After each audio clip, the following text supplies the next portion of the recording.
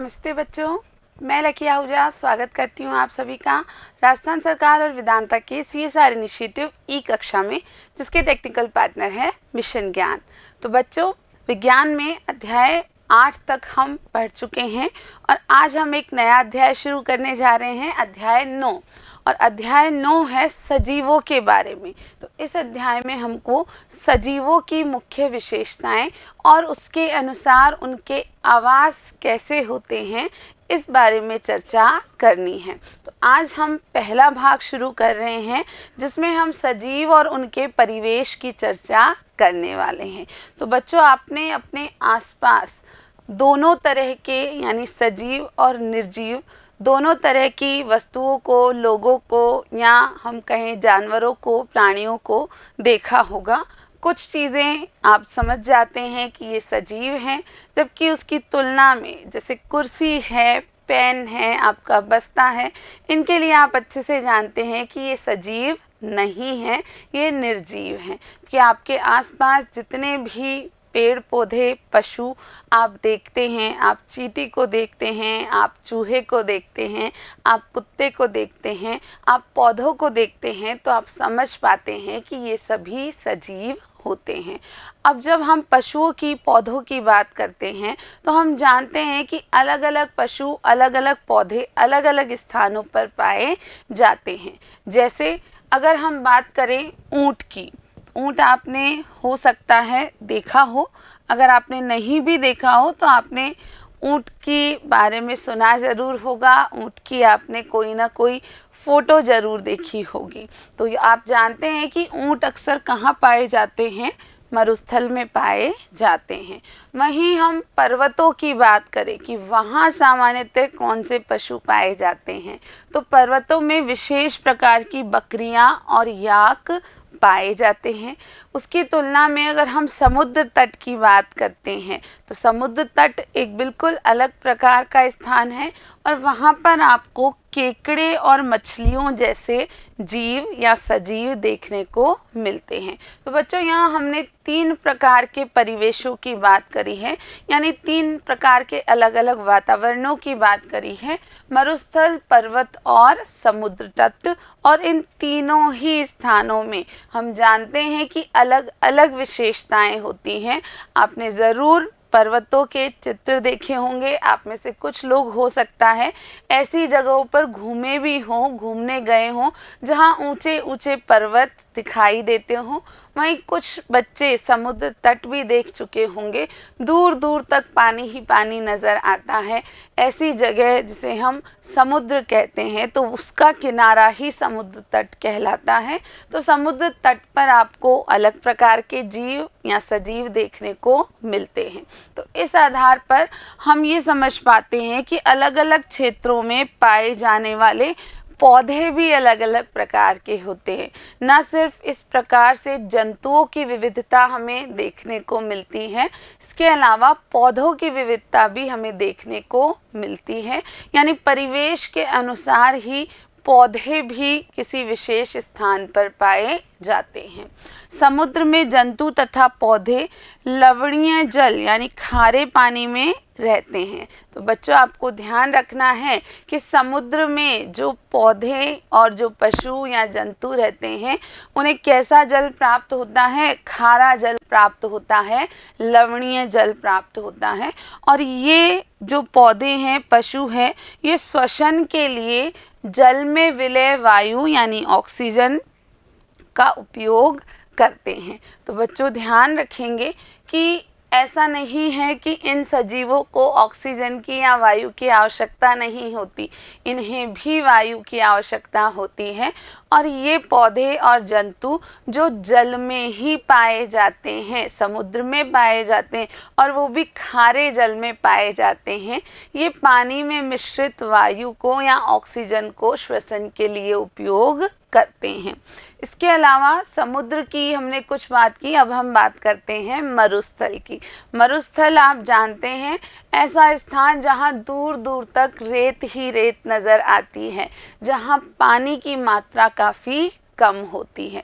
आप सभी ये ज़रूर जानते होंगे बच्चों कि हमारा जो प्रदेश है राजस्थान, उसका भी एक बड़ा हिस्सा मरुस्थल है, यानी पानी की कुछ कमी वहाँ पर होती है और रेत ही रेत दूर दूर तक नज़र आती है। तो बच्चों, मरुस्थल में जल बहुत कम मात्रा में उपलब्ध होता है। आप समझे इस बात को कि मरुस्थल की विशेषता ही ये है कि वहाँ जल की कमी होती है। उसके अलावा मरुस्थल में दिन बहुत गर्म जबकि रात बहुत ठंडी होती है। तो जो मरुस्थल है उसकी रेत दिन में काफ़ी गर्म हो जाती है, तपती है। हम कहते हैं कि वहाँ की धरती में तपन बहुत ज़्यादा होती है और उसकी तुलना में रात में बहुत ठंडक होती है। वहीं मरुस्थल में जो पौधे पाए जाते हैं और जो जंतु पाए जाते हैं वो भूमि पर रहते हैं, ज़मीन पर रहते हैं और श्वसन के लिए आसपास की वायु का ही उपयोग करते हैं। तो आप यहाँ देख पा रहे हैं ऊंट के चित्र को। तो ऊंट मरुस्थल में पाए जाते हैं और ऊंट या ऐसे पौधे जो मरुस्थल में पाए जाते हैं वे भूमि पर रहते हैं, ये जल में नहीं रहते हैं और ये पौधे और ये पशु श्वसन के लिए अपने आसपास के वातावरण की वायु का ही उपयोग करते हैं। इसके अलावा बच्चों, हम ऊंट की थोड़ी सी और चर्चा करें। अब क्योंकि हम जान रहे हैं कि ऊंट मरुस्थल में पाए जाते हैं, तो ऊंट में ऐसी क्या विशेषताएं होती हैं कि वो आसानी से मरुस्थल में जिंदा रह पाते हैं। तो ये विशेषताएं जाननी बहुत आवश्यक है क्योंकि मरुस्थलों में पानी की काफ़ी कमी होती है, फिर भी ऊंट वहाँ आसानी से अपना अस्तित्व बचाए रखते हैं। तो ऊंट की हम बात करें तो इनकी जो शारीरिक संरचना है यही इन्हें मरुस्थल की परिस्थितियों में रहने योग्य बनाती है। वास्तव में इनके शरीर की संरचना में कुछ विशेष होता है और उसी कारण ये मरुस्थल में आसानी से जीवित रह पाते हैं। ऊंट के पैर लंबे होते हैं। आप देखिए यहाँ पर काफ़ी लंबे पैर होते हैं ऊंट के, जिससे उनका शरीर रेत की गर्मी से दूर रहता है। तो आप देख रहे हैं कि ये जो रेत है इसमें काफ़ी तपन उठती है गर्मी में, दोपहरी में ये बहुत ज़्यादा गर्म रहती है, लेकिन ऊंट के इतने लंबे पैर होने के कारण इसका जो बाकी का शरीर है वो इस तपन या इस गर्मी से थोड़ा दूर रह पाता है। उनमें मूत्रोत्सर्जन की मात्रा बहुत कम होती है और उनका मल भी शुष्क होता है। तो बच्चों, ऊँटों में मूत्र विसर्जन काफ़ी कम मात्रा में होता है ताकि पानी को, जल को शरीर में संरक्षित रखा जा सके और इसी प्रकार से मल के द्वारा भी पानी का निष्कासन, जल का निष्कासन नहीं होता है। इनका मल भी बहुत ज़्यादा शुष्क होता है। इन्हें पसीना भी नहीं आता क्योंकि शरीर से जल का ह्रास बहुत कम होता है। तो बच्चों, ध्यान रखना है कि जल को संरक्षित रखने के लिए इनका शरीर इस प्रकार का होता है कि इनमें पसीना उत्पन्न नहीं होता है और इस कारण से शरीर से जल का ह्रास नहीं होता है, जल की कमी शरीर में नहीं होती है। इसलिए जल के बिना भी वे अनेक दिनों तक जीवित रह सकते हैं। इसके अलावा आप ध्यान रखेंगे बच्चों कि ऊँटों के पैर जो तलवे होते हैं, पैरों के तलवे काफ़ी गद्देदार होते हैं, काफ़ी मुलायम होते हैं और इस कारण से इस तपती रेत में भी ये आसानी से चल पाते हैं। तो ये हमने बात करी ऊँट की जो मुख्य विशेषताएं होती हैं उनकी, और ऊँट की हम बात कर चुके हैं कि ये मरुस्थल में पाए जाते हैं। इनकी तुलना में अब हम एक दूसरे प्रकार के परिवेश की बात करते हैं, समुद्र की या जो जलीय परिवेश है उसकी बात करते हैं। और यहाँ एक मुख्य प्रकार के जीव पाए जाते हैं जिन्हें हम मछलियों के रूप में जानते हैं। तो मछलियों में भी क्या कुछ ऐसी विशेषताएं होती हैं जो उन्हें जल में जीवित रहने में सक्षम बनाती हैं, जो उन्हें जल में अपने अस्तित्व को बनाए रखने में सक्षम करती हैं। तो हाँ बच्चों, मछलियों में भी कुछ ऐसी विशेषताएं पाई जाती हैं। तो मछलियों का शरीर धारा रेखीय होता है। अब धारा रेखीय का यहाँ अर्थ यह है कि इन मछलियों में जो आगे का हिस्सा है और जो पूंछ वाला हिस्सा है, ये देखिए, ये जो अग्रभाग है और ये जो पिछला भाग है, ये तुलनात्मक रूप से नुकीला होता है, पतला होता है, जबकि बीच वाला जो हिस्सा है वो काफ़ी मोटा होता है।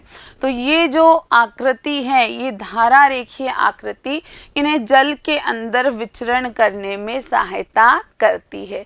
आपको याद होगा बच्चों, हमने पिछले पाठ में भी इस बारे में चर्चा की थी कि मछलियों का शरीर धारा रेखीय होता है और ये धारा रेखीय आकृति ही उन्हें जल में आसानी से विचरण करने में सहायक होती है। मछलियों का शरीर चिकने शल्कों से ढका होता है।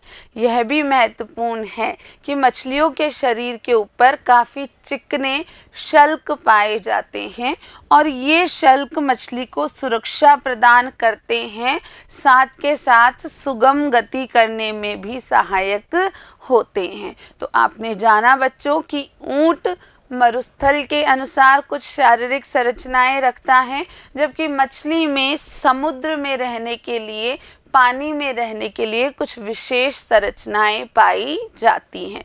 तो शल्कों की हमने बात करी, मछली के धारा रेखीय आकृति की हमने बात करी, इसके अलावा भी कुछ महत्वपूर्ण बिंदु हमें यहाँ देखने हैं। तो मछली के पंख और पूंछ चपटी होती है। तो आप देख सकते हैं बच्चों, इस प्रकार से एक चपटी सी आकृति इनके पंखों की होती है और इनके पूंछ की होती है। और ये जो चपटी आकृति है, ये जल के अंदर दिशा परिवर्तन और संतुलन बनाए रखने में मछलियों की सहायता करती है।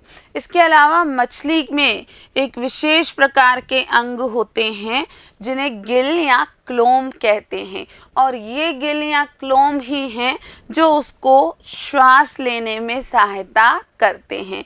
हमने बात की थी बच्चों कि जो समुद्र में जीव रहते हैं, जो जल में जीव रहते हैं, वो जल में घुली ऑक्सीजन से ही श्वसन कर पाते हैं। तो यहाँ ध्यान रखें कि ये जो जल में घुली ऑक्सीजन है उसका उपयोग मछलियाँ कैसे कर पाती हैं, क्लोम के द्वारा या गिल के द्वारा कर पाती हैं। अतः मछली की संरचनाएं उसे जल में रहने में सहायक होती हैं, वहीं ऊंट की संरचनाएं उसे मरुस्थल में रहने में सहायता करती है। तो बच्चों, बहुत ही महत्वपूर्ण बिंदु आज हमने यहाँ पर चर्चा किए हैं और आपको ये दोनों यानी ऊंट और मछली की जो मुख्य विशेषताएं हैं जो उन्हें अपने परिवेश में रहने में सहायता करती है, ये ज़रूर समझ आ गई होंगी। अब हम बात करेंगे आवास और अनुकूलन की। तो परिवेश के साथ ही हमें आवास क्या है यह समझना है और अनुकूलन क्या है यह समझना है। हमने जाना कि सजीवों की विभिन्न किस्मों में कुछ विशिष्ट संरचनाएं होती हैं जो उन्हें अपने परिवेश में रहने योग्य बनाती है, जिसमें वे अक्सर पाए जाते हैं। जैसे हमने उदाहरण के रूप में ऊंट की उन संरचनाओं को जाना जो उन्हें मरुस्थल में रहने योग्य बनाते हैं, और मछली की उन संरचनाओं को जाना जो उन्हें जल में रहने योग्य बनाती हैं। जिन विशिष्ट संरचनाओं या स्वभाव की उपस्थिति किसी पौधे या जंतु को उसके परिवेश में रहने के योग्य बनाती हैं, यही क्या कहलाती हैं, अनुकूलन कहलाती है। तो इन संरचनाओं को ही हम क्या नाम देते हैं, अनुकूलन का नाम देते हैं। विभिन्न जंतु भिन्न परिवेश के प्रति अलग रूप से अनुकूलित हो सकते हैं। तो बच्चों ध्यान रखना है कि हम ये जानते हैं कि अलग अलग प्रकार के परिवेश में अलग अलग प्रकार के जंतु या सजीव पाए जाते हैं और किसी विशेष परिवेश में रहने के लिए उन जंतुओं में, उन सजीवों में विशेष प्रकार के शारीरिक संरचनात्मक परिवर्तन देखने को मिलते हैं और इन विशेष शारीरिक संरचनाओं को जो उन्हें उस विशेष परिवेश में रहने योग्य बनाती है हम अनुकूलन कहते हैं। आगे चर्चा करते हैं बच्चों। किसी सजीव का वह स्थान जिसमें वह रहता है ये उसका आवास कहलाता है। तो हर सजीव किसी न किसी विशेष स्थान पर रहता है और जहाँ वह रहता है वो स्थान ही उसका आवास कहलाता है। अपने भोजन, वायु, शरण स्थल और अन्य आवश्यकताओं के लिए वो सजीव अपने आवास पर ही निर्भर करता है। तो बहुत साधारण बात है बच्चों कि जो सजीव जिस आवास में रहते हैं वे उसी स्थान से, उसी आवास से अपना भोजन, वायु और शरण स्थल तथा अन्य आवश्यकताओं की पूर्ति करते हैं। आवास का अर्थ है वास स्थान, यानी कि एक घर। ये जरूर याद रखेंगे बच्चों कि आवास का अर्थ होता है वास स्थान और वास स्थान यानी एक प्रकार का घर। विभिन्न प्रकार के पौधे और जंतु एक ही आवास में संयुक्त रूप से रह सकते हैं। तो ये ज़रूरी नहीं है कि एक आवास में एक ही प्रकार का पौधा या एक ही जंतु रह सकता है। कई पौधे और कई जंतु एक प्रकार के आवास में भी पाए जा सकते हैं। अब यहाँ हम कुछ विशेष प्रकार के आवासों की बात करते हैं। तो स्थल या ज़मीन पर जो पौधे और जंतु पाए जाते हैं उनका आवास क्या कहलाता है? स्थलीय आवास कहलाता है। तो बच्चों हमको ध्यान रखना है कि ज़मीन पर जो पौधे और जंतु पाए जाते हैं उनके आवास को स्थलीय आवास का नाम दिया जाता है। वहीं इसके कुछ उदाहरण हैं वन, घास के मैदान, मरुस्थल, तटीय तथा पर्वतीय क्षेत्र। तो ये सभी स्थलीय आवास के ही उदाहरण हैं। हम जानते हैं कि वनों में भी कई सजीव पाए जाते हैं, घास के मैदानों में, मरुस्थलों में, तटीय और पर्वतीय क्षेत्रों में विभिन्न प्रकार के जंतु तथा सजीव रहते हैं और ये सभी वास्तव में स्थलीय आवास के ही उदाहरण होते हैं। इसके अलावा कुछ स्थान जलीय आवास कहलाते हैं। तो ऐसे जगह हैं, ऐसे स्थान जहां जल की अधिकता है उन सभी को जलीय आवास कहते हैं। उदाहरण के लिए जलाशय, दलदल, झील, नदियां और समुद्र। तो इन सभी जगहों पर भी अलग अलग पशु और पौधे पाए जाते हैं और इन स्थानों को हम जलीय आवास कहते हैं। अब किसी आवास में जो अलग अलग घटक पाए जाते हैं उनको हम दो भागों में बांट सकते हैं, जैव घटक तथा अजैव घटक। तो पहले बात करते हैं जैव घटकों की। किसी आवास में पाए जाने वाले सभी जीव, एक स्थान विशेष पर पाए जाने वाले सभी जीव उस स्थान के या उस आवास के जैव घटक कहलाते हैं। वहीं हम बात करते हैं अजैव घटकों की। तो चट्टान, मिट्टी, वायु और जल जैसी जो निर्जीव वस्तुएं हैं जो उस विशेष आवास का हिस्सा हैं उन्हें क्या कहते हैं? अजैव घटक कहते हैं। तो बच्चों ध्यान रखेंगे कि किसी भी विशेष आवास में जो भी पौधे और जंतु हैं, जो भी सजीव हैं, वे तो जैव घटक कहलाते हैं, जबकि जो भी निर्जीव वस्तुएं हैं जैसे वहाँ पर चट्टानें हैं, मिट्टी है, वायु है, जल है, वो सभी अजैव घटक कहलाते हैं। इसके अलावा सूर्य का प्रकाश और ऊष्मा भी किसी विशेष स्थान या परिवेश के अजैव घटक ही कहलाते हैं। अब बच्चों थोड़ी सी हम अनुकूलन की और बात कर लेते हैं। कई सजीव बहुत ठंडे और बहुत उष्ण परिवेश में भी पाए जाते हैं। ऐसे स्थान जहाँ बहुत ज़्यादा ठंड हो और ऐसे स्थान जहाँ बहुत ही ज़्यादा गर्मी हो, ऐसे स्थानों पर भी कुछ सजीव पाए जाते हैं। ये जीव इस विषम परिवेश में जीवित रहने के लिए जिस विशिष्ट व्यवस्था को अपनाते हैं उसे ही हम क्या कहते हैं? अनुकूलन कहते हैं।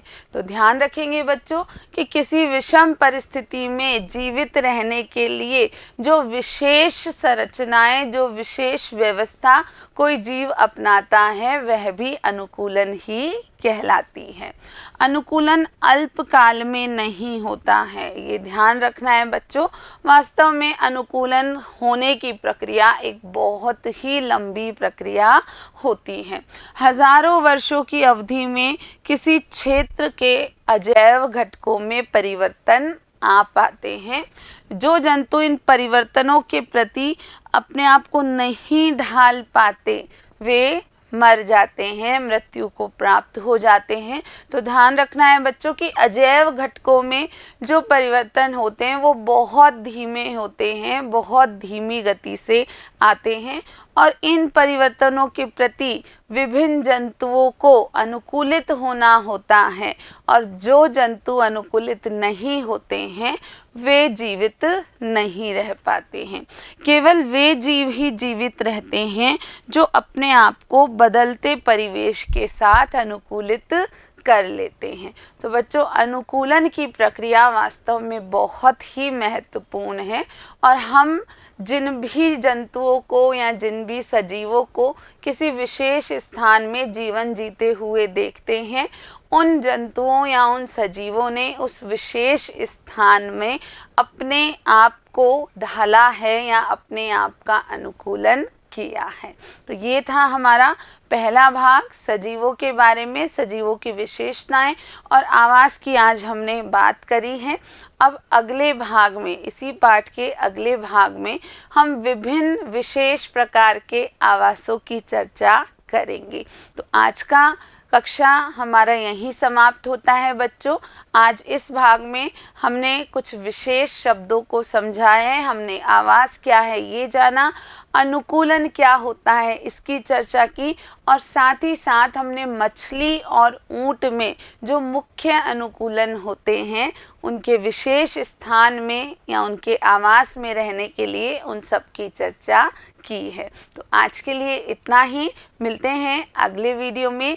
वीडियो देखने के लिए आप सभी का बहुत बहुत धन्यवाद।